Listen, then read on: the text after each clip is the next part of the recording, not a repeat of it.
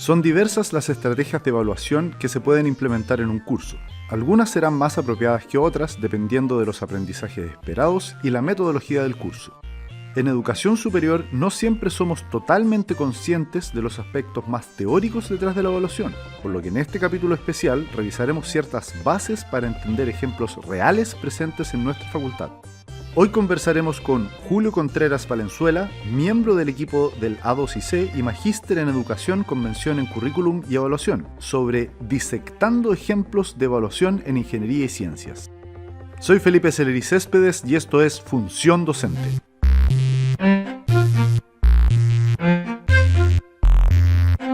Hoy tenemos un capítulo especial de nuestro podcast donde tenemos a Julio Contreras, que es parte del equipo del área de aprendizaje de nuestra facultad, para revisar algunos ejemplos de la evaluación en la facultad, mencionarlos y de alguna manera disectarlos, ¿no? Con la experiencia que tiene Julio en evaluación y sus conocimientos desde el lado más desde la pedagogía y de la parte más teórica, digamos, empezar a entenderlos un poco, a darle un poco de forma y mirarlos como algunos elementos de tendencia que vemos dentro de nuestras aulas y que también podrían servir para, por supuesto, otras instituciones de educación superior que trabajan en este tema. Así que bienvenido, Julio, muchas gracias por aceptar la invitación. Hola, Felipe, hola a todos por escucharnos en este capítulo. Así es, y vamos directamente al grano.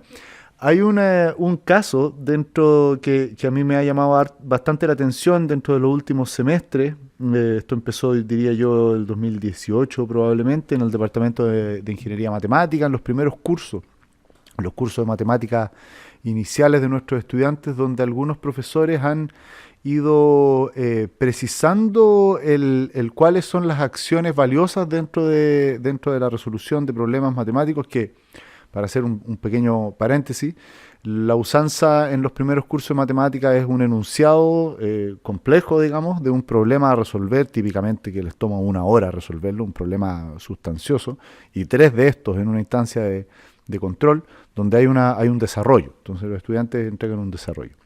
Y ese desarrollo es difícil evaluarlo, digamos, ponerle puntaje y llevarlo a nota, versus una cosa como una test de alternativas, una pregunta con ítems de alternativas, donde es muy simple, ¿no? Entonces estaba la dificultad de cómo hacer de esto una manera más precisa, más calibrable entre los distintos correctores, porque además estamos hablando de 1000 estudiantes, entonces tenemos un gran problema en la masividad. Y entonces el departamento ha ido avanzando a, de alguna manera, buscar la presencia de evidencia de ciertas acciones.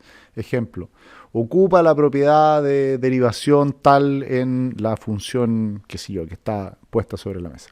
Entonces entiendo yo, y aquí este es el elemento a comentar, que eso se parece al concepto de lista de cotejo, ¿no? Entonces si nos puedes comentar un poco. Claro, así es, Felipe, sí. La forma de poder como desglosar este paso a paso, una lista de cotejo efectivamente lo permite hacer así. Uh-huh. Ya la lista de cotejo tiene, entre otras propiedades, que permite ir evaluando uh-huh. uno a uno cada uno de los elementos, ya sea conceptuales y procedimentales, correcto, que nos interese a nosotros poder evaluar en una respuesta o en un desempeño de una evaluación de un estudiante. Uh-huh. Por supuesto, tiene el espacio de que utilice una escala dicotómica. Correcto. Presencia, no presencia, sí o no, positivo, negativo. Y en ese sentido, ciertamente en el ejemplo que tú das, da mucho a entender que va hacia ese lado el departamento. Claro, sí, una cosa, lo que hacen en estricto rigor es tener esta lista de acciones, ¿no? Entonces, se entiende que el problema está correctamente resuelto, es lo que esperan nuestros profes de ver en esa producción que hacen estudiantes, que estén todos esos elementos presentes. Entonces, eso es lo que tiene el 7 de nuestra escala de 1 a 7, ¿no? El máximo. Entonces, cada uno de estos elementos tiene un cierto ponderador, por decirlo de alguna forma, o un cierto peso sobre ese total. O sea, algunas cosas tienen menor valía que otras. Por ejemplo, sabe el concepto de tal de memoria, eso es, o reconoce algo, quizás no es tan potente como que genere una acción de implementación, de qué sé yo, aplicación de tal, sacar una conclusión. Claro, efectivamente, sí.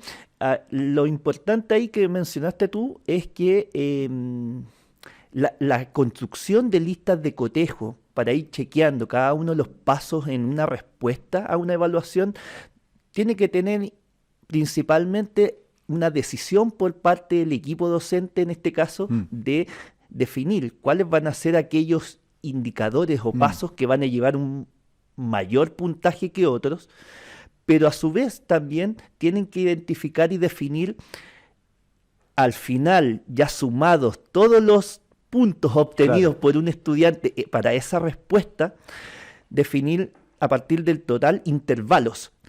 Cosa de que, por ejemplo, si en una pregunta que tiene como puntaje máximo 10 puntos, estando todos los pasos correctamente desarrollados, ¿ya? Si un estudiante obtuviera 4 o 5 puntos, que sea el intervalo que ha definido el equipo docente al que le otorgue la calificación que obtuvo para esa pregunta o para un control completo. Claro. Entonces, en ese sentido ahí toma relevancia la decisión que toma el equipo docente, qué es lo que va a priorizar. Un manejo de lo conceptual mucho más fuerte de lo procedimental o viceversa. Claro, correcto. Hay otro, esto es una cosa que hemos conversado, pero no, hasta donde yo sé, no se ha implementado directamente, que tiene que ver con los laboratorios prácticos, que sí, el laboratorio de química o uno de la parte de circuitos eléctricos, etcétera, donde hay elementos que la persona encargada del laboratorio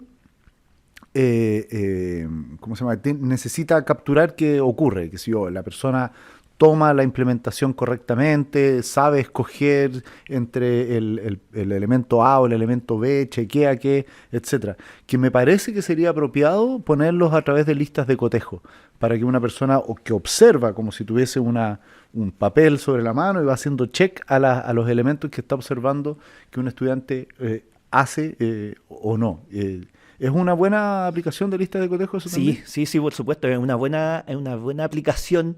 Incluso es más, puede ser que este chequeo de pasos podría transformarse en aquellos que se necesitan previo a un laboratorio, organizarlos previamente y luego también aplicar una lista de cotejo durante el desarrollo mismo del laboratorio. En ese sentido, el orden puede ser importante para el equipo docente en cuanto a que en un laboratorio, me imagino que la estación de trabajo también tiene que tener una organización. Por ejemplo, debe contar con todos los implementos, debe contar quizás también con la definición de si es un laboratorio en equipo, que haya una distribución de roles, y eso también podría evidenciarse y chequearse de manera previa al desarrollo mismo del laboratorio. Excelente, sí, es verdad.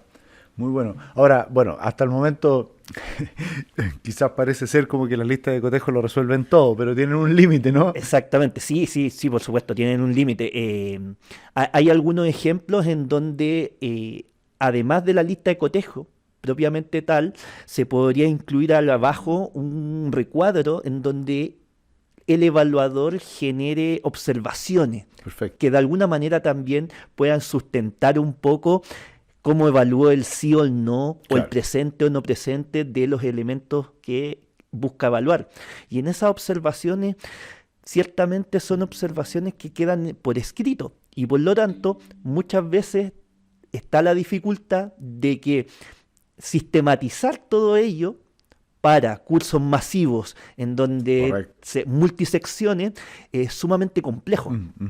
Y la limitante que tiene la lista de cotejo es que es presencia o ausencia principalmente. Por lo tanto, no detecta desempeño o niveles intermedios de los estudiantes, que es muy dado, sobre todo en la resolución de problemas, en donde podría un estudiante resolver un ejercicio, tener correctamente la primera parte, pero en un paso que hizo de manera equivocada, la segunda parte del ejercicio no desembocó en el resultado que se espera. Claro. En ese sentido, una lista de cotejo no podría evaluar el resultado completo, sino que quedaría en la duda de si cuánto le otorgamos a ese estudiante. Claro. ¿Le otorgamos algún puntaje por la primera parte que hizo adecuadamente? Claro, como por los desempeños parciales de algunos de estos elementos. Sí. Así es. Y eso abre todo como el concepto de rúbricas, ¿no? Que es básicamente, hay una componente lateral, entre comillas, de esta lista que va hacia abajo, donde va desglosando los niveles de logro de cada uno de estos elementos a observar, ¿no? Exacto, sí. Ahí ingresamos, si queremos evaluar desempeños parciales, podemos entrar al camino de las rúbricas, ¿ya?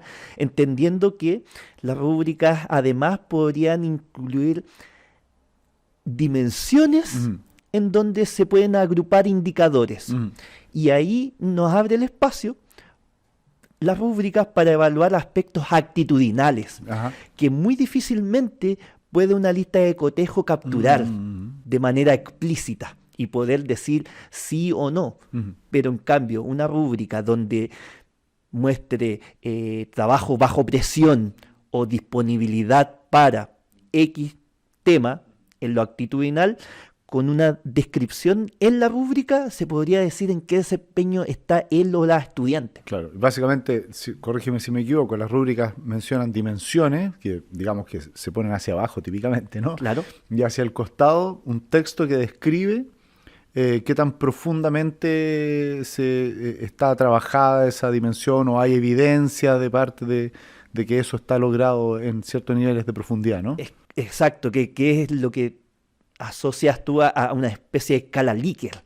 También, claro. Que de alguna forma que está la definición del máximo esperable, ya que es lo que entendemos nosotros como equipo docente cuando abarcamos, indicamos alguna indicación, algún elemento que queremos evaluar, y posteriormente hacia el costado generalmente se usa una escala Likert, en donde vamos desde el máximo hasta lo más insuficiente, claro, o precario, o incluso hay algunos ejemplos que incluyen el no presente, claro, o no lo hace, claro, o no se utiliza, que también es la ausencia del elemento que estamos buscando observar.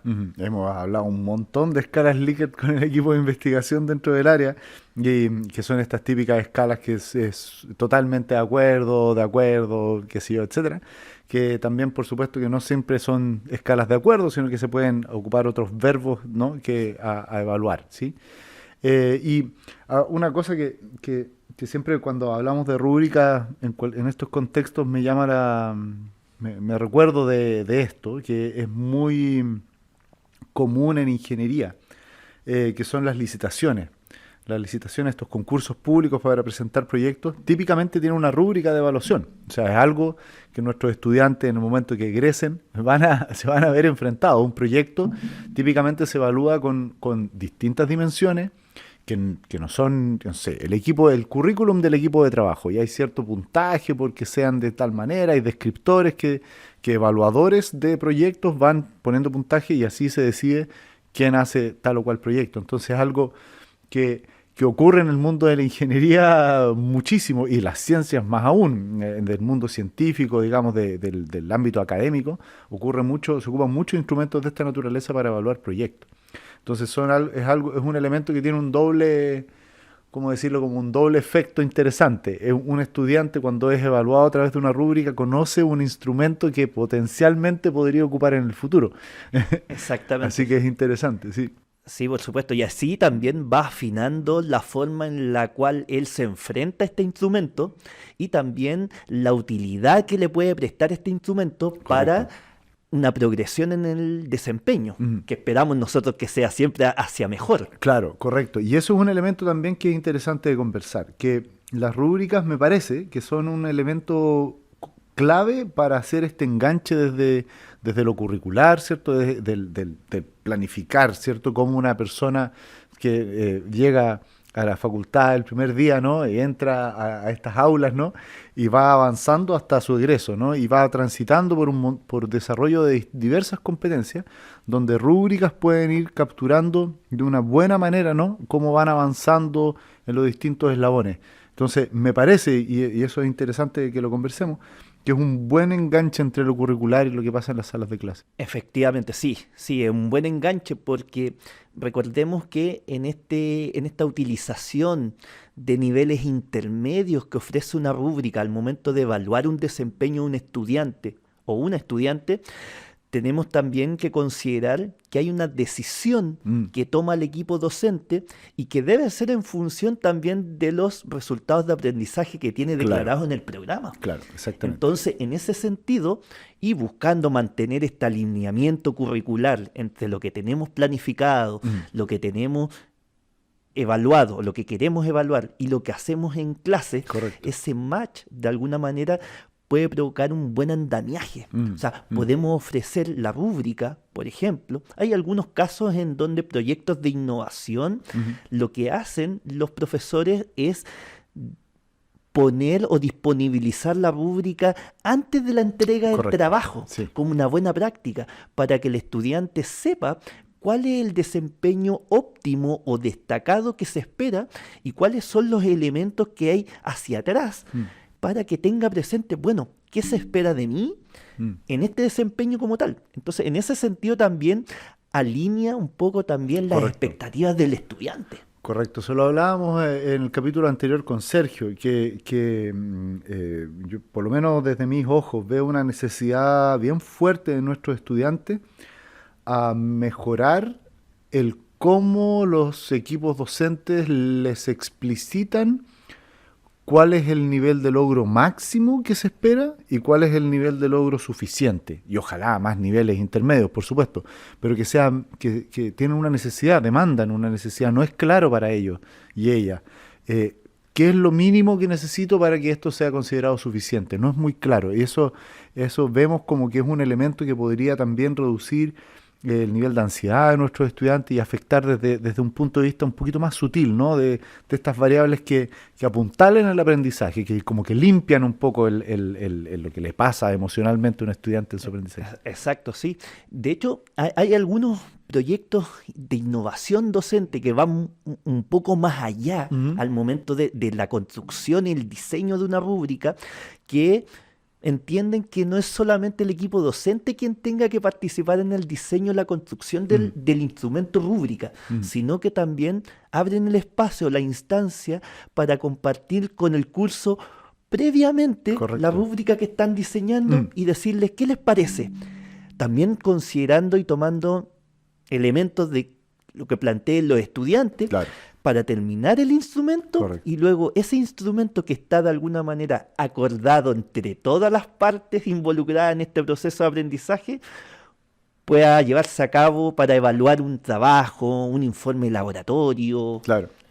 Sí, lo otro que también tiene bueno la rúbrica, y para entrar en otro elemento más, es como un cierto nivel de retroalimentación automática, ¿no? Porque si a uno le dicen, usted está en el nivel 2, yo tengo el descriptor del nivel 2. Entonces puedo mirar que no llegué al nivel 3, por ejemplo, que es el nivel, por poner algún ejemplo así en el aire, que es el nivel máximo, estoy en un nivel intermedio, y puedo mirar qué elementos, por lo menos quien me evalúa, no los ve presentes, y puedo mirar y decidir si están o no. Exacto, sí. Sí, de hecho, lo importante ahí es que el equipo docente sea capaz y bien claro de definir aquellos niveles intermedios, porque generalmente es un poco más fácil definir los desempeños que estamos en los extremos. Exactamente. Pero los niveles intermedios, ahí tiene que ver mucho con qué evidencias podría yo capturar de la evaluación y del desempeño de los estudiantes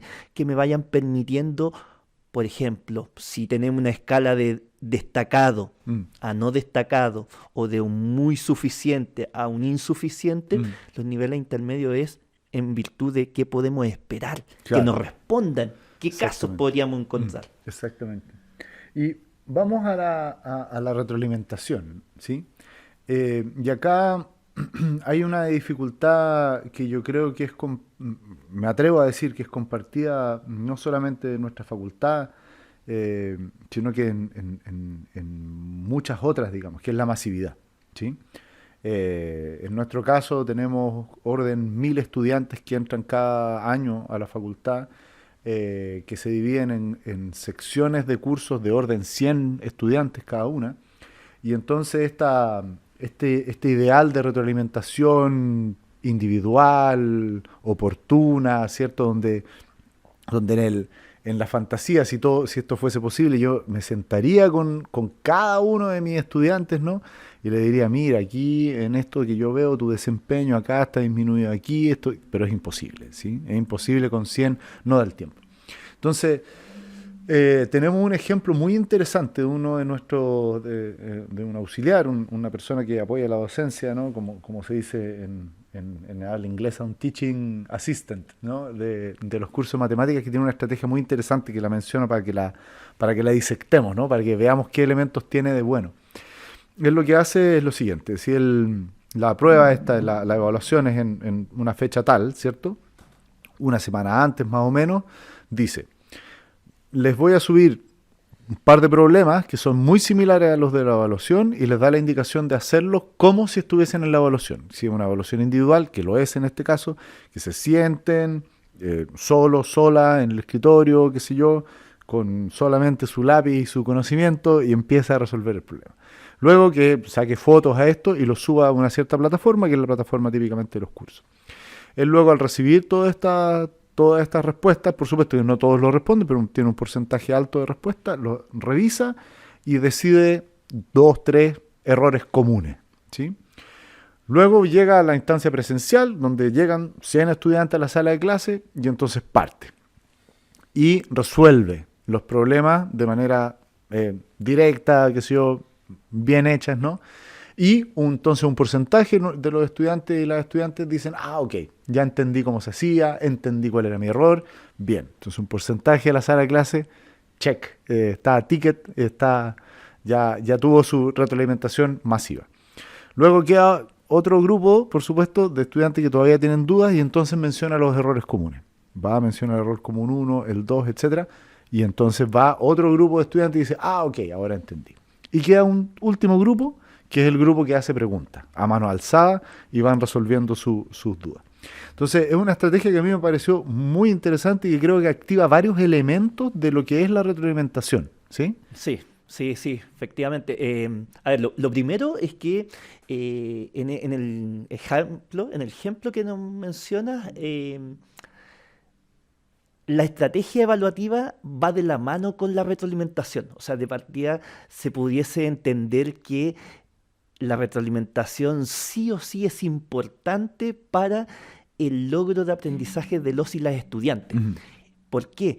Porque establece una serie de pasos y va avanzando a una especie como por capas. Ujú, claro. Pareciera ser que esta idea de primero preguntar y decir qué elementos Ujú. están correctamente desarrollados, luego los errores comunes y luego responder a las dudas, hace entender que el auxiliar en particular tiene una concepción clara de cuáles son los desempeños que él pudiese esperar en la resolución de un control. Claro, O sea, exactamente. lo tiene claramente definido, y por lo tanto esa construcción, ese diseño de la estrategia va muy de la mano con la evaluación misma, con el instrumento. O sea, Claro. lo pensó en conjunto, y eso es súper importante. O sea, Claro. hay que tener siempre claro eso, pensando en una evaluación no solo del aprendizaje, sino que al parecer se ve un elemento de evaluación también para el aprendizaje. Correcto, claro. ¿Ya?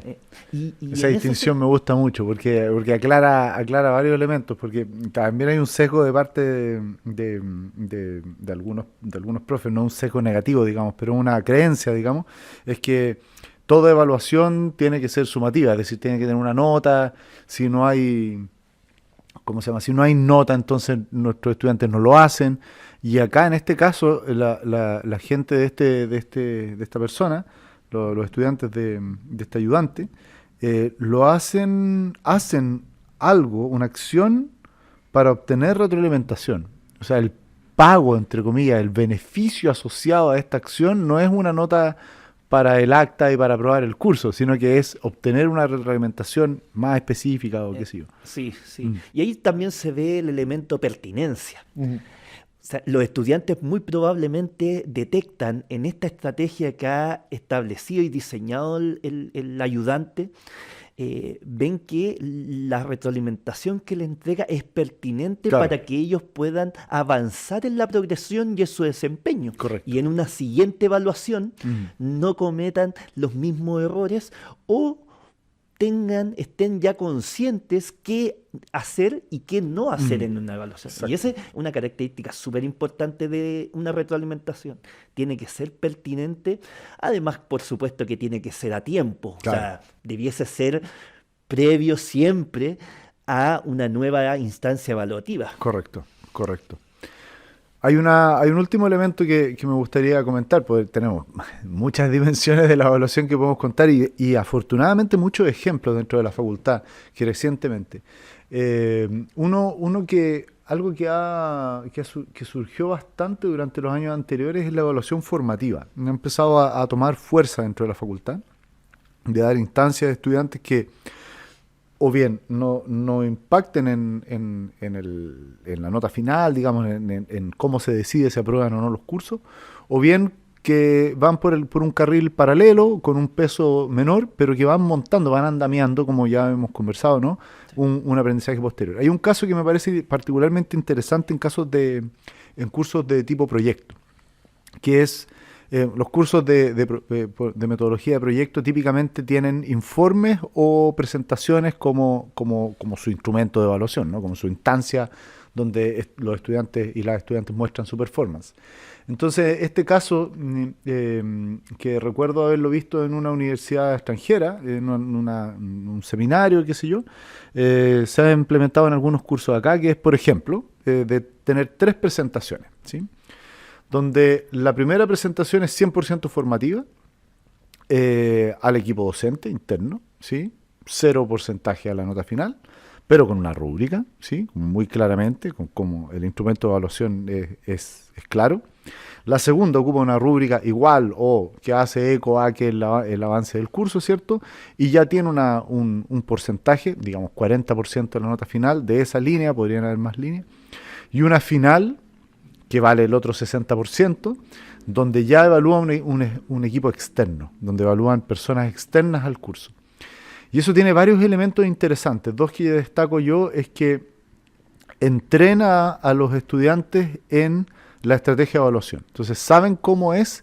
La primera, pueden fallar todo lo que quieran, porque vale 0, entre comillas, no pesa, no decide si aprueban o no, y se van entrenando las posteriores hasta llegar a una instancia final, que es un agente externo que evalúa, de tal manera que deja al equipo docente como parte del equipo que tiene que tener un logro para alguien exterior, como no sé, si fuese una selección de un deporte X del país que va a un torneo, ¿no? Claro. Como una cosa de ese estilo. Ese es un ejemplo muy interesante, creo yo, de proyecto que podemos comentar un poco. Sí.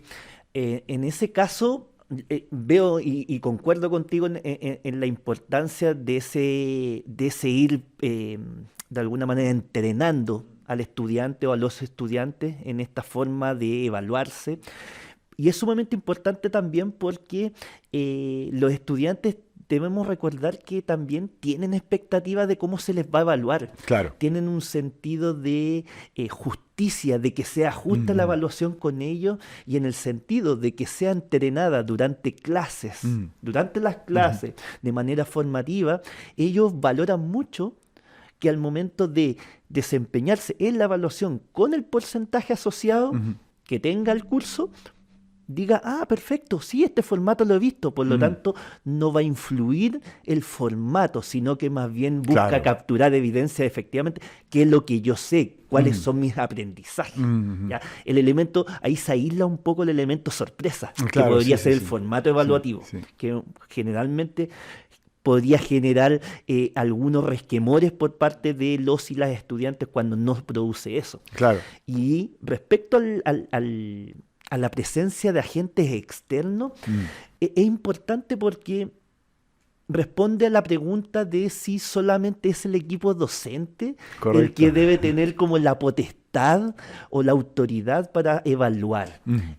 Por supuesto que es el equipo docente quien ha diseñado el curso, el que tiene toda la llave y el panorama completo de aquellos contenidos, procedimientos y actitudes que implica aprobar un curso.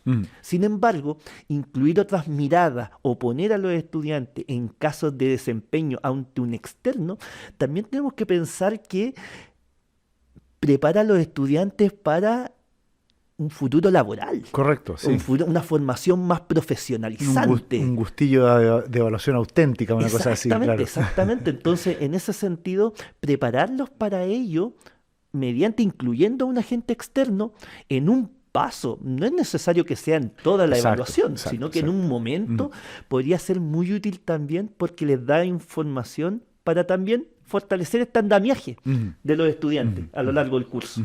Sí, eso es interesante y bueno, estamos llegando al tiempo del capítulo, pero solamente para que no quede en el aire, hay una... A ver, como tratando de hacer como un resumen, redondeando la conversación, ¿no?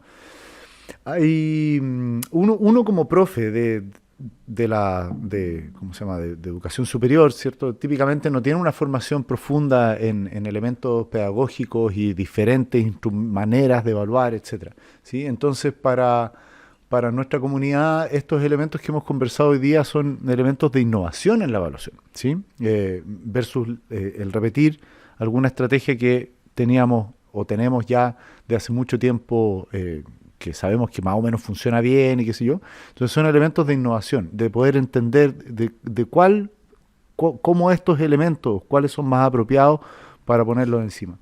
Y particularmente el de los actores dentro de la evaluación es muy interesante, porque sobre todo, también escuchando en algunos seminarios, en general somos poco atrevidos, por decirlo de alguna manera, a incluir particularmente evaluación de pares, que uno pierde un poco el control de la evaluación, ¿cierto? Con un agente externo es más fácil porque uno sabe a quién invitar al curso, pero cuando se evalúan entre pares es un tema. Y hay un caso interesante que es de evaluaciones de pares calibradas, que hay ciertas maneras, que esperamos poder profundizar en capítulos posteriores esta estrategia, de incorporar elementos en esta evaluación de pares que logren dar cortafuegos a que la evaluación se dispare hacia lugares que no son los que uno quiere como profesor, como profesora responsable del curso, ¿sí?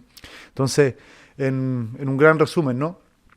Tenemos estrategias que hemos conversado sobre listas de cotejo, particularmente para cursos de matemáticas, no necesariamente cursos muy tradicionales, digamos, muy en la base de la ciencia.